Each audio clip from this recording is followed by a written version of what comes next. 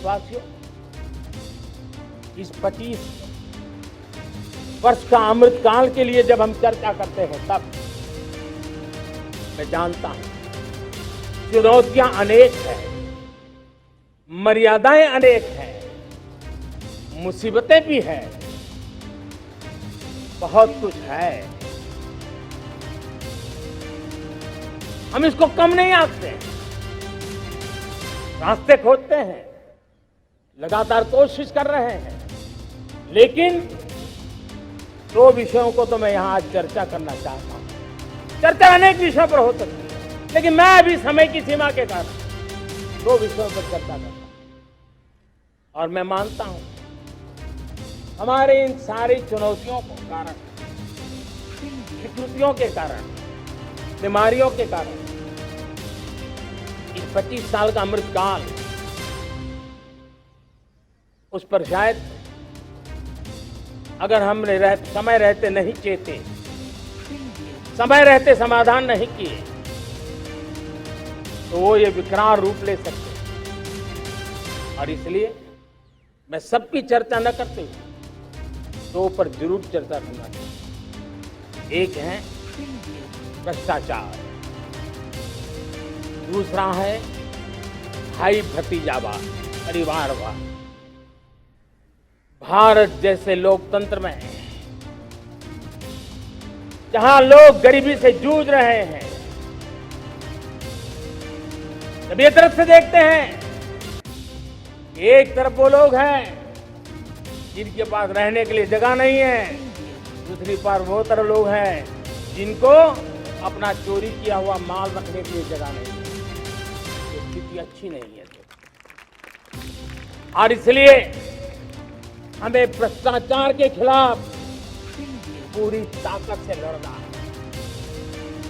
पिछले 8 वर्षों में डायरेक्ट बेनिफिट ट्रांसफर के द्वारा आधार, मोबाइल, इन सारे आधुनिक व्यवस्थाओं का उपयोग करते हुए 2 लाख करोड़ रुपए जो गलत हाथों में जाते थे,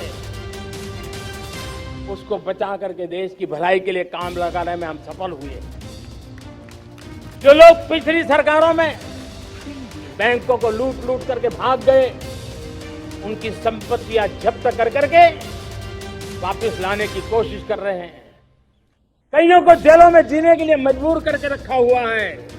हमारी कोशिश है जिन्होंने देश को लूटा है उनको लौटाना पड़े, वो स्थिति हम पैदा करें। भाइयों बहनों, अब भ्रष्टाचार के खिलाफ मैं साफ देख रहा हूं कि हम एक निर्णायक कालखंड में कदम रख रहे हैं। बड़े बड़े चमरबंदी भी बच नहीं पाएंगे। इस मिजाज के साथ भ्रष्टाचार के खिलाफ एक निर्णायक कालखंड में अब हिंदुस्तान कदम रख रहा है। और मैं लाल किले की प्राचीर से बड़ी जिम्मेवारी के साथ कह रहा हूं। और इसलिए भाइयों बहनों, भ्रष्टाचार दीमक की तरह देश को खोखला कर रहा है।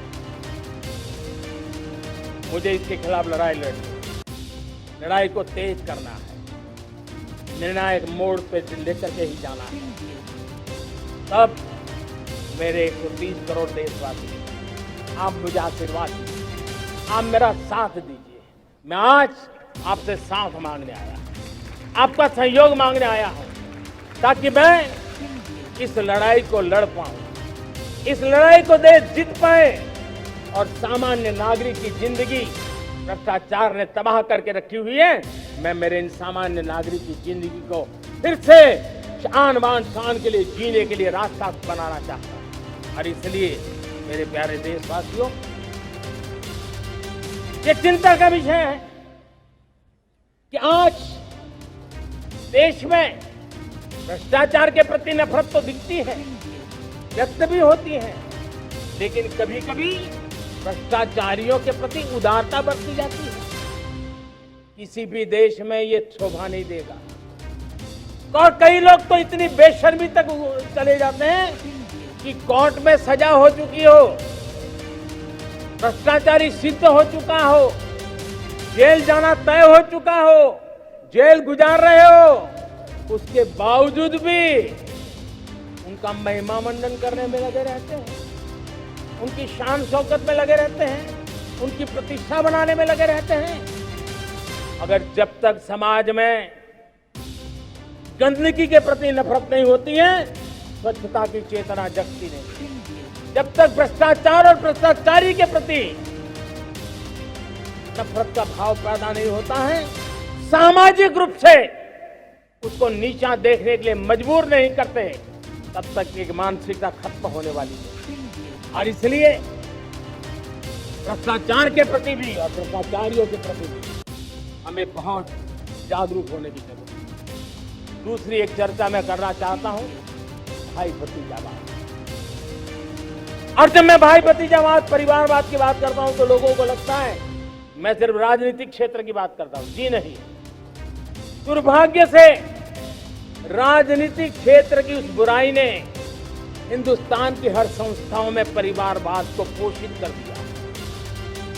परिवारवाद हमारी अनेक संस्थाओं को अपने में लपेटे हुए है और उसके कारण मेरे देश की टैलेंट को नुकसान होता है, मेरे देश के सामर्थ्य को नुकसान होता है। जिनके पास अवसर की संभावनाएं हैं वो परिवारवाद, भाई भतीजे के बाद बाहर रह जाता है। भ्रष्टाचार का भी कारण ये भी एक बन जाता है ताकि उसका कोई भाई भतीजे के कार्य आसरा नहीं है तो लगता है चलो भाई कहीं से खरीद करके जगह बना लो। इस परिवारवाद से, भाई भतीजावाद से हमें हर संस्थाओं में एक नफरत पैदा करनी पड़ी होगी, जागरूकता पैदा करनी होगी, तब हम हमारी संस्थाओं को बचा पाएंगे। संस्थाओं के उज्जवल भविष्य के लिए बहुत आवश्यक है।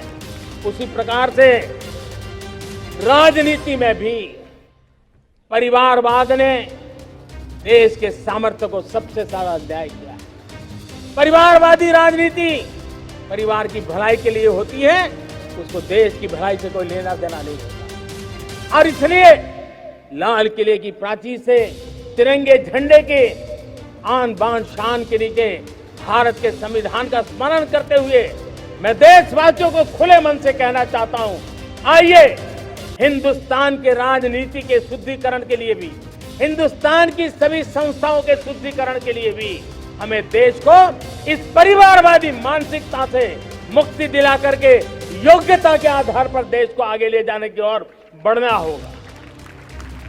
यह अनिवार्यता है,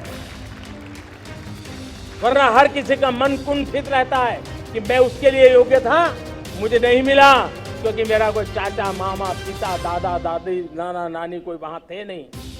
ये मनस्थिति किसी भी देश के लिए अच्छी नहीं। मेरे देश के नौजवानों, मैं आपके उज्जवल भविष्य के लिए, आपके सपनों के लिए, मैं भाई भतीजावाद के खिलाफ लड़ाई में आपका साथ चाहता हूं। परिवारवादी राजनीति के खिलाफ लड़ाई में मैं आपका साथ चाहता हूं।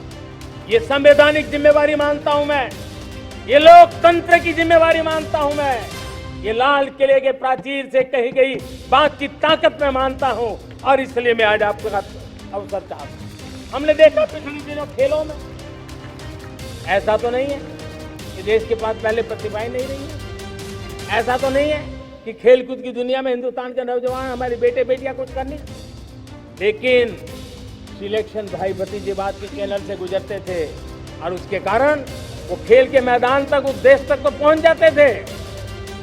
जीत हार से उन्हें लेना देना नहीं था, लेकिन जब ट्रांसपेरेंसी आई, योग्यता के आधार पर खिलाड़ियों का चयन होने लगा, पूर्ण पारदर्शिता से खेल के मैदान में सामर्थ्य का सम्मान होने लगा, आज देखिए दुनिया में खेल के मैदान में भारत का तिरंगा फहरता है, भारत का राष्ट्रगान गाया जाता है, गर्व होता है और परिवारवाद से मुक्ति होती है, भाई भतीजावाद से मुक्ति होती है। हमसे जुड़े रहने के लिए हमारे YouTube चैनल को सब्सक्राइब करें और नई वीडियो की नोटिफिकेशन के लिए बेल आइकन को दबाएं।